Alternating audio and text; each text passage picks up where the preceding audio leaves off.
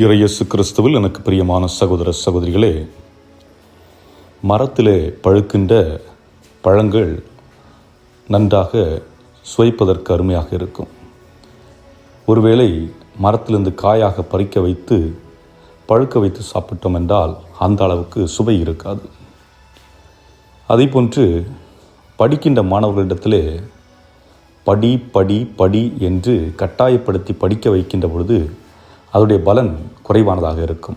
ஆனால் அதுவே அந்த சிறுவனே அல்லது அந்த இளைஞனே விருப்பப்பட்டு அந்த பாடங்களை எல்லாம் படித்தான் என்றால் அதில் கிடைக்கின்ற மகிழ்ச்சியும் வரவேற்பும் அதிகமாக இருக்கும். ஆக இந்த நிலை என்பது இத்தோடு முடிந்துவிடக்கூடியதல்ல. திருமண வாழ்விலும் நாம் ஒப்பிட்டு பார்க்கலாம். ஒரு ஆண் அல்லது ஆணிற்கு அந்த பையனை பிடித்திருக்கிறதால் அந்த பையனுக்கு பெண்ணை பிடித்திருக்கிறதா என்று அவர்கள் ஒருவர் புரிந்து ஏற்றுக்கொண்டு இந்த திருமண பந்தத்தில் நான் ஈடுபடுகிறேன் என்று விரும்பி வருகின்ற பொழுது அந்த வாழ்க்கை துன்பங்கள் கலந்திருந்தாலும் அவர்களுக்கு இன்பத்தை கொடுக்கும்.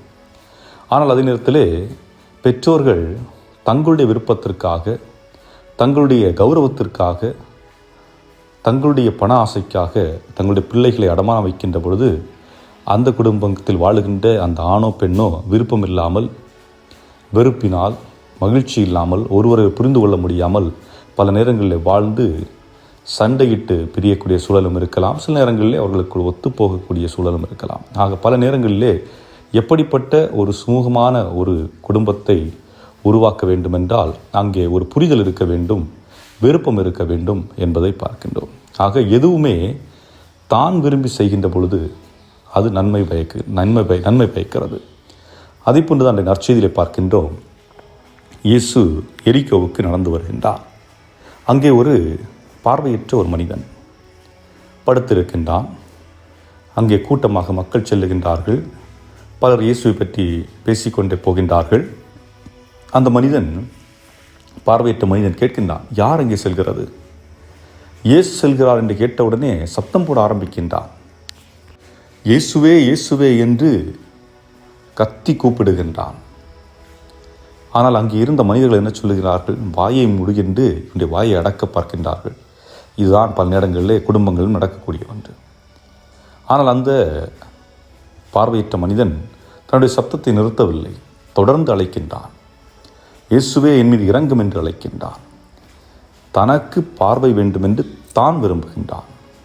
ஆக இந்த சூழலிலே இயேசு இரண்டாவது முறையாக அழைக்கின்ற பொழுது திரும்பி பார்த்து அவனை அழைத்து வரச் சொல்லி, உனக்கு என்ன வேண்டும் என்று கேட்கின்றார். ஆக இயேசு முதலில் வந்த பொழுது அவனிடத்தில் நேரடியாக செல்லவில்லை. வா, உனக்கு நான் பார்வை தருகிறேன் என்று கேட்கவில்லை. மாறாக அவர் வாட்டுக்கு செல்லுகின்றார்.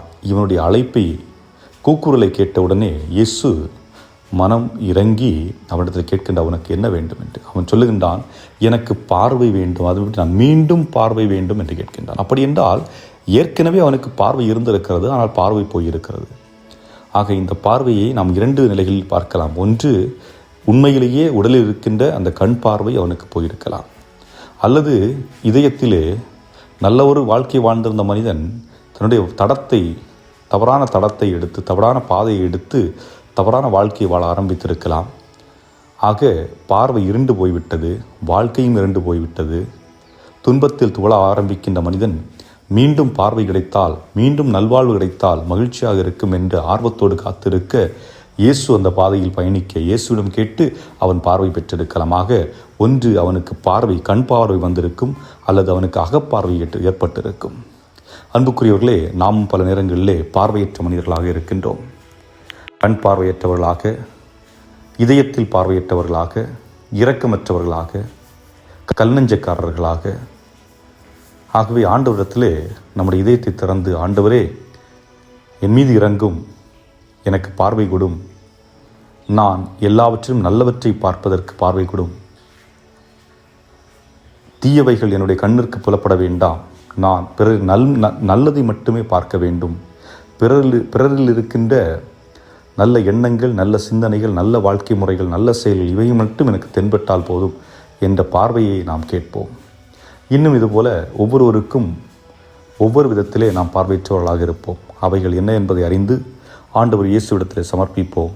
அவர் நிச்சயமாக நமக்கு முழுமையான உண்மையான பார்வையை கொடுப்பார்.